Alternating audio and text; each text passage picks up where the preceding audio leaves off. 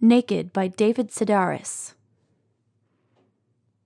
We all have friends or wish to have friends that always seem to have the best stories.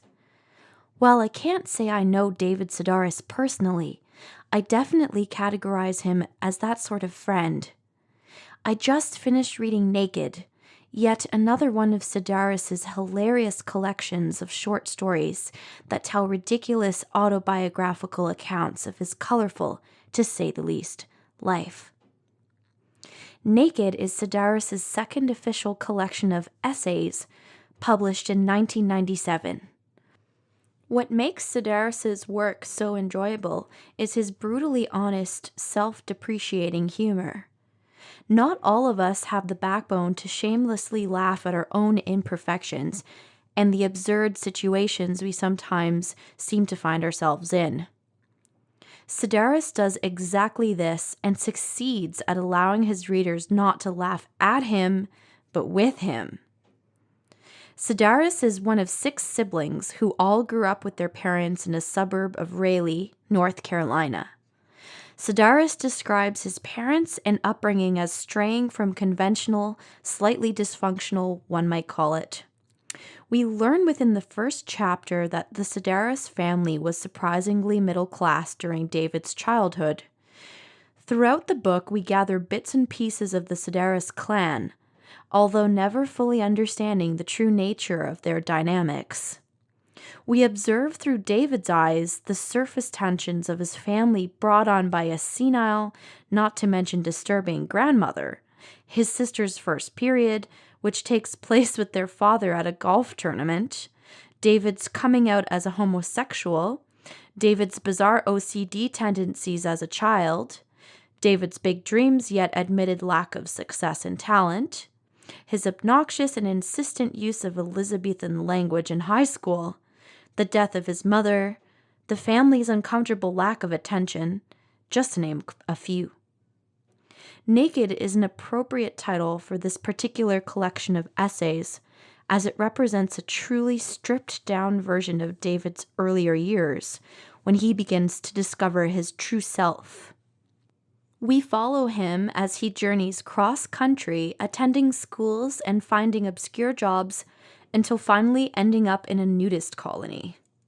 His elaborate stories really make you question your life and wonder what you're going to tell your grandkids. David's more ridiculous stories, although it can be argued that each one is just as absurd as the last, take place while hitchhiking. His life seems to have been at stake in more than one occurrence, and the people he meets seem to be some of the most outlandish characters alive. Much of his material, in fact, makes you wonder how real it actually is. There has been much controversy surrounding the concrete truth behind Sedaris's work. Especially notable is an article written by Alex Hurd, published in New Republic magazine in 2007.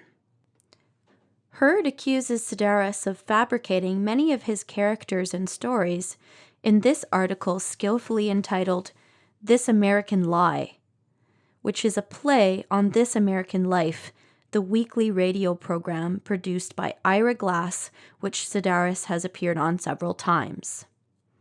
Both from extensive fact-checking as well as admittance on the part of Sedaris, it has been confirmed that parts of his work are exaggerated and, in a few cases, fabricated entirely.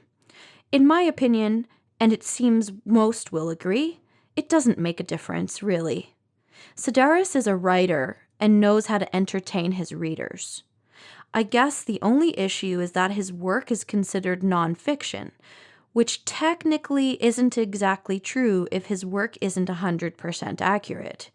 However, most of it is, and all of it is absolutely hilarious.